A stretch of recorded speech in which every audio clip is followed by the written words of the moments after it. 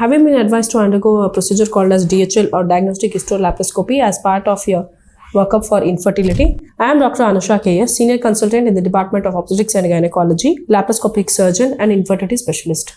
So let us know what is diagnostic hysterolaparoscopy, also known as DHL. So it is nothing but a laparoscopy and hysteroscopic procedure where we will be making very small incisions on your abdomen and entering into your abdomen through a very small instrument which will have a light source and a camera, and will be looking literally directly into your uterus, tubes and ovaries and seeing the condition of the same. And also we'll be entering into the inside cavity of your uterus through histoscope, that is through your external orifice, that is vagina, and entering into your uterus and literally seeing if at all there is any problem inside your uterus and if both the tubes are seen. And also in this same procedure we'll be injecting a dye through the below and we'll be visualizing above if the dye is entering into the abdomen. So if the dye enters into the abdomen, so it makes sure that your tubes are normal and patent. So if the dye is not entering to the abdomen, it will show that the tubes might have some problem.